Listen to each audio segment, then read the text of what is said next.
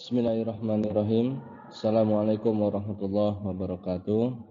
Alhamdulillah teman-teman semua, kita bisa berjumpa kembali dalam forum tanya jawab muamalah bersama saya Furisma Munaudin, dan kali ini ada sebuah pembahasan yang menarik dari topik kita, yaitu yang berjudul mekanisme marketplace dan juga affiliate marketer. Nah, bagaimana pembahasannya? Ini ada sebuah pertanyaan yang disampaikan kepada saya. Kita coba baca pertanyaannya. Assalamualaikum Ustadz, semoga antum diberikan kesehatan ya, amin. Afwan Ustadz, izin bertanya ya, sudah coba mencari di artikel-artikel, qadarullah belum ketemu hukumnya, hehehe. Mengenai jualan melalui marketplace ya Ustadz, bagaimana hukumnya jika kita berjualan dengan membayar saldo iklan untuk berjualan di marketplace tersebut? Dalam kurung Tokped, Shopee, orderonline.id, dan sejenis. Misal, toko A berjualan di Tokopedia dan memasang iklan sebesar 100.000. Lalu setelah memasang iklan tersebut, mulai ada yang pesan atau order. Nah, pertanyaan, bagaimana hukumnya berjualan dengan membayar saldo iklan terlebih dahulu ya Ustadz? Oke, baik. Nah, jadi di sini ada pertanyaan pertama mengenai top up saldo untuk iklan di sosial atau di marketplace. Nah, ini bagaimana hukum kita bertransaksi tersebut. Lalu dari penanya yang sama, di sini ada pertanyaan yang kedua. Afwan Ustadz, ada pertanyaan lainnya. Ana mencoba men-share price list teman Ana, dan teman Ana ini sudah mengizinkan Ana untuk menyebarkan, lalu Ana diberikan fee, yang dimana fee itu sudah termasuk ke price list yang dia buat. Jika ada pesan produknya melalui Ana, maka diproses oleh teman Ana itu, mulai dari pengiriman, pembayaran, dan lain-lainnya. Apakah ini termasuk akad jual beli yang dihalalkan, yang dimana sudah ada izin dari teman Ana itu? Jazakallah khairan. Nah, dari dua pertanyaan tersebut, maka di sini ada 6 kata kunci jawaban.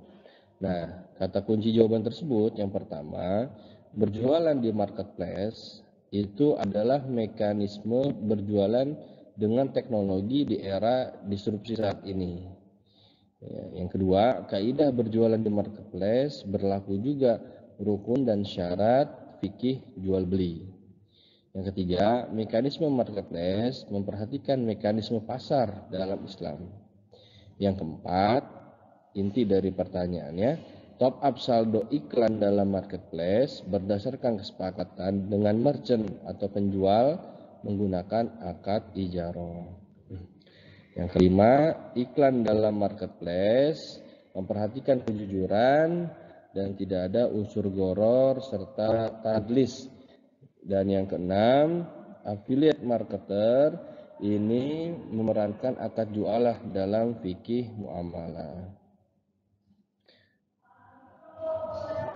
Nah, bagaimana penjelasan secara rincinya? Coba kita lihat. Yang pertama, berjualan di marketplace ini adalah mekanisme berjualan dengan teknologi di era disrupsi. Dalam sebuah kaidah fikih, ini berbunyi al-hukmu bil wasilah, al-hukmun bil maqasid. Suatu hukum atas sebuah wasilah atau alat, maka hukum tersebut berdasarkan dari hukum dari tujuan atau maksudnya. Artinya, transaksi yang dilakukan di marketplace sebagai wasilah atau sebagai wadah ini akan tergantung hukum transaksi jual belinya. Apabila jual belinya itu halal, maka marketplace-nya pun akan menjadi halal. Namun ternyata apabila marketplace tersebut banyak menjual barang-barang yang haram, maka hukum marketplace tersebut pun menjadi haram. Nah, ini berdasarkan sebuah kaidah atau berdasarkan sebuah fatwa dari Dewan Syariah Nasional Majelis Ulama Indonesia nomor 144 nomor 2021 tentang marketplace. Di sini disebutkan bahwa berdasarkan prinsip syariah disebutkan bahwa marketplace merupakan sarana bagi para penjual untuk bertemu dengan pembeli secara elektronik. Nah, sudah jelas bahwa di sini marketplace menyediakan layanan berupa pemasaran atas suatu produk penjual ya kepada konsumen dengan mekanisme ya berbayar menggunakan akad ijarah. Dan juga mekanisme ini bisa juga menggunakan akad i'arah, artinya akad yang tidak mesti berbayar. Nah, sehingga kedua hal akad tersebut akan ditentukan berdasarkan kesepakatan antara penjual dan juga pembeli. Nah, dalam prakteknya ya, marketplace ketika kita ingin berjalan, maka marketplace tersebut pun harus memenuhi unsur-unsur syariah. Di antaranya marketplace tersebut harus terhindar dari unsur-unsur tadlis atau gish atau najis. Apa yang dimaksud dengan tadlis, gish, dan juga najas? Nah, maka hal ini akan dijelaskan lebih lanjut pada pembahasan selanjutnya. Namun secara umum yang dimaksud dengan tadlis atau gish ini adalah upaya dari seorang penjual ketika menawarkan produknya, dia hanya mengumumkan atau mengemukakan hal-hal yang positif saja atas suatu produknya. Dan dia di sisi lain menyembunyikan hal-hal negatif, misal kekurangan dari produk-produk tersebut. Khawatir dengan diketahuinya kekurangan atas produk tersebut, maka sang pembeli ini mengurungkan niatnya untuk melakukan transaksi, sehingga penjual berusaha untuk menutupi kekurangan produk tersebut dan mengunggulkan kelebihan-kelebihannya. Nah, ini yang disebut dengan tadlis atau gish. Sedangkan yang dimaksud dengan najas ini adalah suatu upaya dari seorang penjual untuk membuat suatu permintaan palsu. Contoh, dia meminta kepada rekannya untuk melakukan suatu penawaran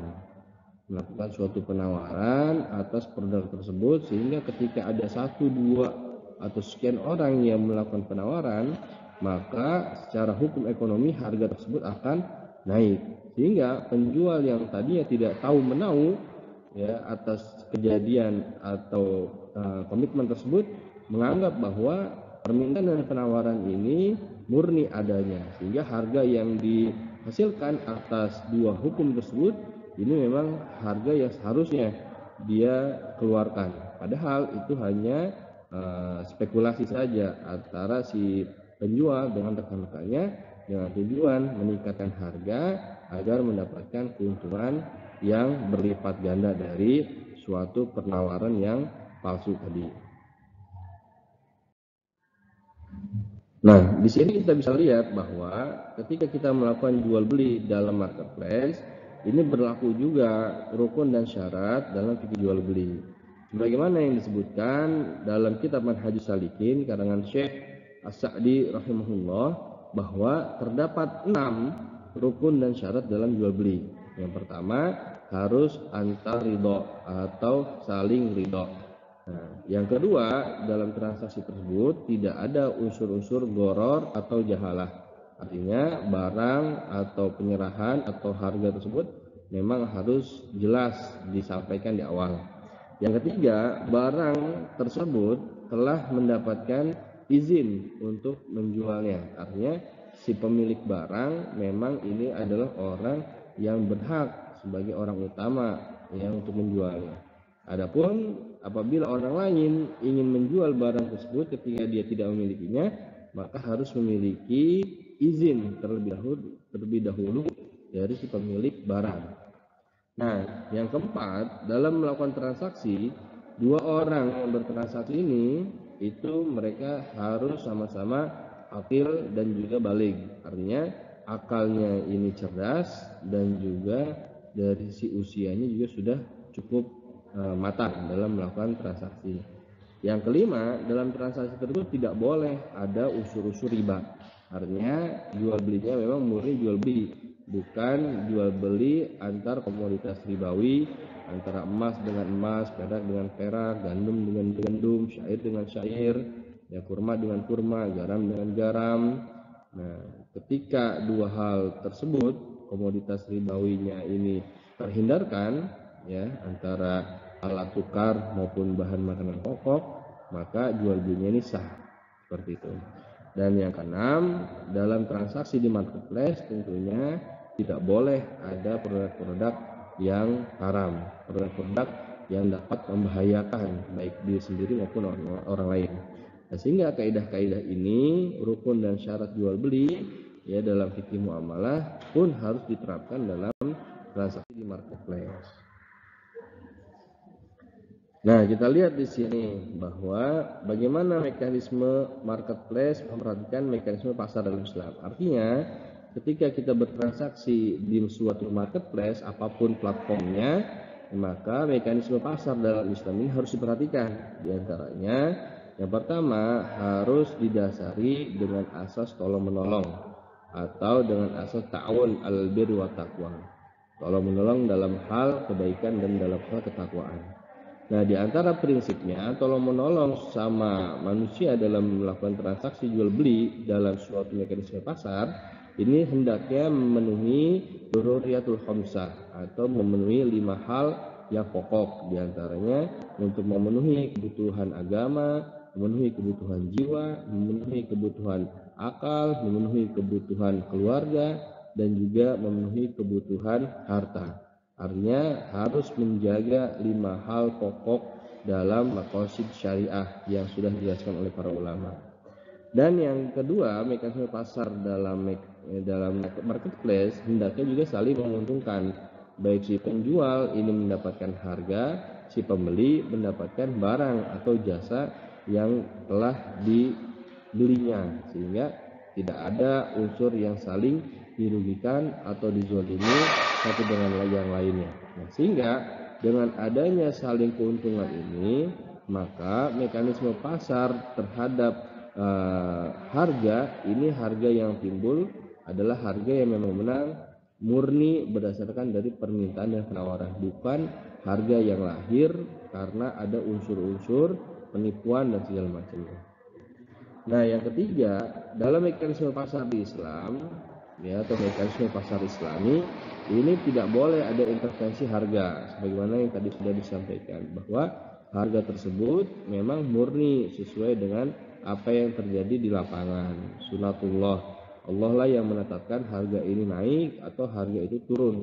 Nah, kecuali ada suatu intervensi atau ada suatu distorsi, artinya ada suatu upaya dari suatu oknum atau pihak yang dia merusak kondisi stabilitas harga. Nah, sehingga hal ini boleh diintervensi oleh pihak-pihak yang berwenang seperti pemerintah dan segala macamnya. Nah, di antara bentuk distorsi untuk masalah harga yang naik atau melambung tinggi, ini salah satu penyebabnya karena ada unsur-unsur ihtikar. Apa itu ihtikar? Yaitu penimbunan suatu barang-barang, terutama barang makanan atau bahan-bahan komoditas yang pokok. Nah, sehingga hal itu ditimbun, ya, ini dapat melambungkan harga. Dan ketika harga sudah melambung tinggi, maka sang penimbun ini baru dia mengeluarkan stok barangnya untuk dijual kepada pasar, sehingga harga yang didapatkan ini berkali-kali lipat. Dan ini merupakan suatu bentuk kezaliman, di mana Rasulullah SAW bersabda, la yahtakiru illa khati. Tidak ada orang yang menimbun atau berikhtikar kecuali orang tersebut adalah sang pendosa. Nauzubillah min dzalik.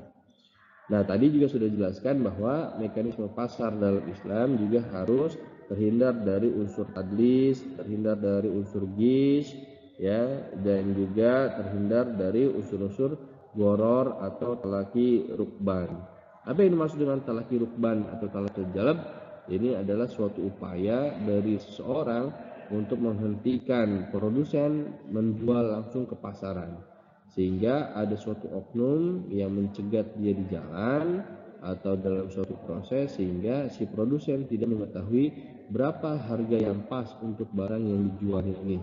Nah, sehingga ya produsen mungkin barangkali menjual harga atau menjual barang dengan harga di bawah harga pasar, sedangkan seharusnya dia bisa mendapatkan lebih dari apa yang dia dapatkan karena barang dagangannya ini diputus, dijegat atau dibegal atau ya dihentikan di tengah perjalanan sebelum dia masuk ke dalam atau mengetahui bagaimana harga yang ada di pasar. Dan ini dilarang dalam Islam. Ini disebut dengan talaqi rukban atau talaqi jalab.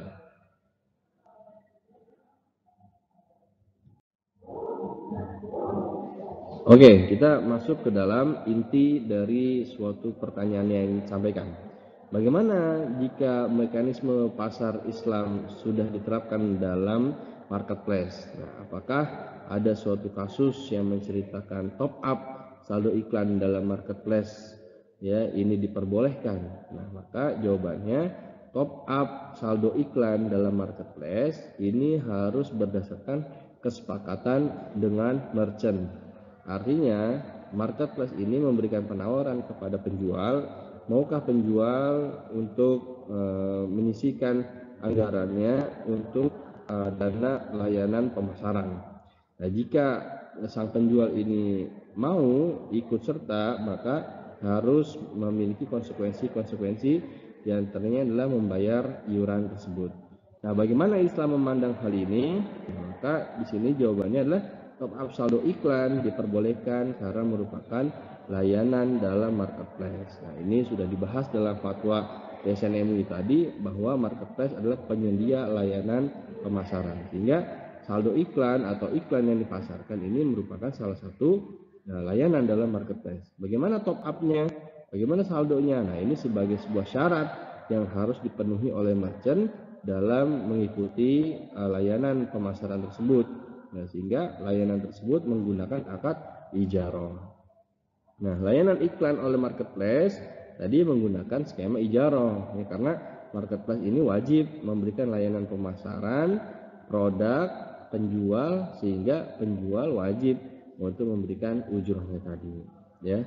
Nah, sehingga layanan iklan ini sebenarnya tergantung dari penyedia marketplace tersebut atau penyedia jasa iklan tersebut. Apakah marketplace ini mewajibkan atau menyediakan hak opsi, nah, mandatory atau opsional. Nah, ini kembali kepada wewenang karena marketplace lah yang memiliki kewenangan karena kita berniaga dalam marketplace tersebut. Sang tuan rumah inilah yang memiliki aturan apakah wajib atau tidak. Nah, maka hasilnya nanti berdasarkan dari keputusan sang merchant atau sang penjual apakah kita ingin ikut aturan tersebut atau tidak. Dua-duanya ini bisa diperbolehkan karena berdasarkan fatwa MUI tadi bisa menggunakan akad ijarah sewa menyewa atau bisa menggunakan akad i'arah. Artinya akad i'arah ini adalah akad pemberian atau akad pinjaman, silakan saja direlakan gitu, tanpa ada unsur-unsur ujroh atau ada unsur-unsur bisnis di dalamnya. Nah, pihak marketplace jika menggunakan akad ijarah yang disepakati antara kedua belah pihak, maka marketplace ini wajib memberikan layanan yang adil kepada penjual. Apa? Yaitu memberikan layanan iklan pemasaran kepada sang calon konsumen sehingga hak-hak dari si penjual tersebut ini terpenuhi, yaitu produknya dipasarkan oleh marketplace. Nah, adapun top up saldo iklan di marketplace ini hendaknya ya dari sisi pihak marketplace tidak dijadikan sebagai unsur undian.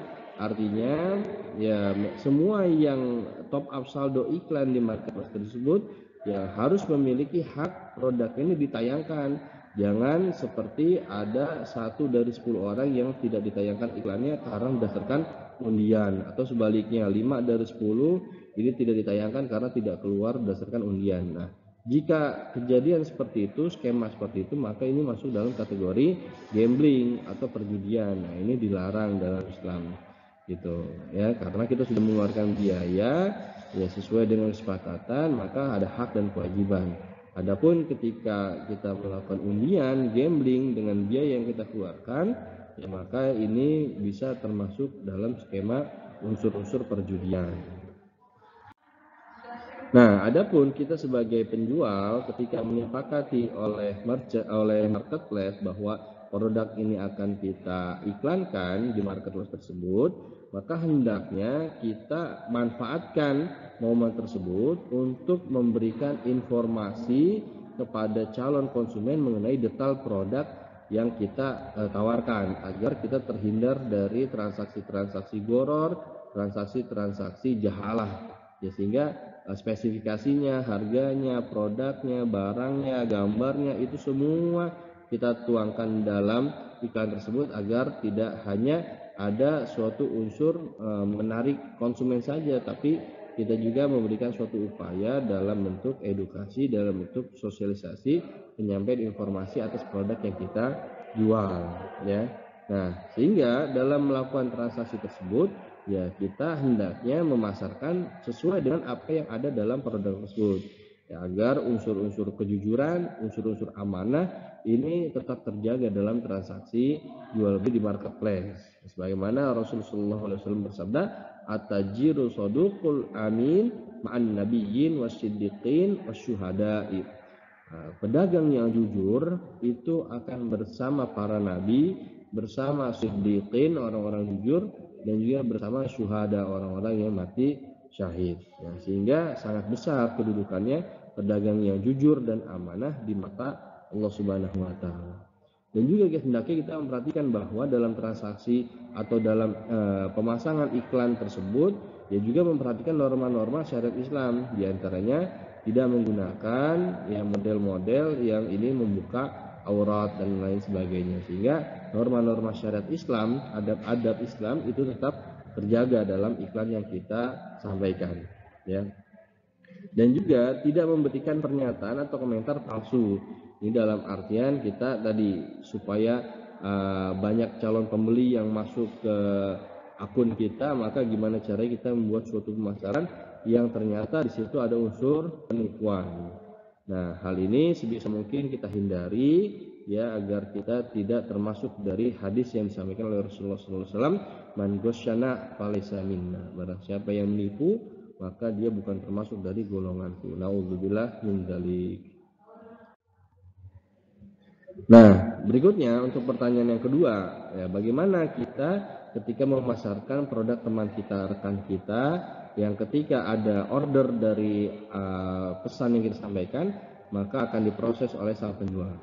Nah, istilah dalam marketing, maka transaksi yang kita lakukan ini atau upaya yang kita lakukan ini itu disebut dengan affiliate marketing, ya, atau affiliate marketer dari orangnya. Nah, dalam Islam affiliate marketer ini diperbolehkan dengan menggunakan akad atau skema jualah dalam fikih muamalah.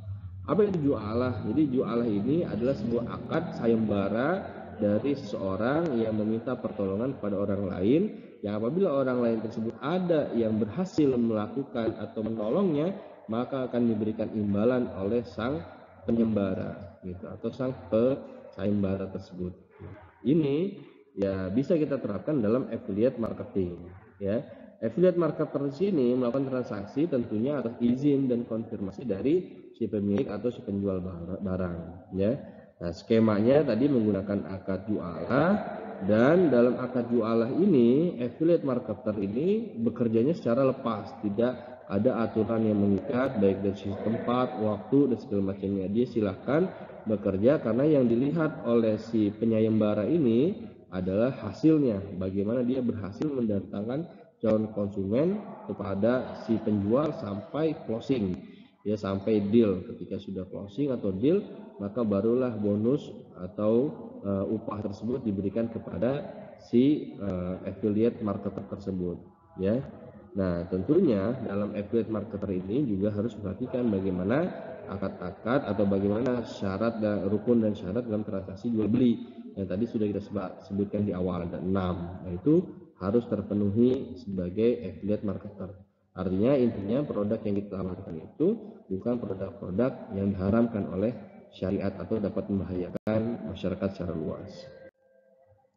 Nah, baik, jadi dalam kesimpulan jawabannya, ya, untuk pertanyaan pertama, ya, kita boleh melakukan top up saldo iklan sebelum, ya, kita melakukan transaksi jual beli, atau top up saldo iklan terlebih dahulu, ya, maka setelah itu ada hak dan kewajiban dari kedua belah pihak. Artinya produk kita diiklankan, kita juga sudah membayar top up saldo tersebut. Dan di sini sebagaimana Allah Subhanahu wa taala berfirman, ya ayyuhalladzina amanu aufu bil uqud. Di sini mohon maaf ada beberapa typo. Wahai orang-orang yang beriman, ya, penuhilah akad-akad itu. Nah, ketika kita sebagai orang beriman sudah melakukan akad transaksi, ya, kita pun sebagai penjual melakukan transaksi tersebut, top up saldo tersebut, Dan apabila kita di sisi lain sebagai si penyedia marketplace, kita juga memperhatikan hak-hak si penjual tadi, kewajiban kita memasarkan produk-produk tersebut dengan memperhatikan tadi kaidah-kaidah dalam melakukan atau memasang iklan. Ya, pertanyaan yang kedua kesimpulannya, boleh melakukan affiliate marketer tadi memasarkan produk teman, menyebarkan flashdisknya. Jika berhasil closing atau deal, maka kita mendapatkan fee dari hasil penjualan tersebut yang diberikan oleh sang penjual. Tentunya dengan catatan atas izin dan selama produk tersebut memenuhi rukun dan syarat jual beli. Ya, artinya barang-barang itu merupakan barang yang dihalalkan, bukan barang yang diharamkan. Ya, ini sebagaimana sabda Rasulullah SAW, al-muslimun ala syurutihim illa syartan ahala haraman au harama halalan. Seorang muslim ini terikat dengan suatu syarat-syarat atau perjanjian di antara mereka, kecuali persyaratan yang menghalalkan yang haram atau mengharamkan yang halal. Sehingga mudah-mudahan transaksi yang kita lakukan, baik kita sebagai penjual di marketplace yang top up saldo terlebih dahulu supaya penjualan ini dapat dilakukan, ini tetap memenuhi syariat Islam, dan juga kita sebagai affiliate marketer yang membantu teman kita memasarkan produknya sehingga kita juga bisa mendapatkan manfaat berupa fee, ini juga tetap sesuai dengan koridor syariat Islam. Demikian jawaban dari saya, kurang lebihnya mohon maaf. Wabillahi taufiq wal hidayah. Assalamualaikum warahmatullahi wabarakatuh.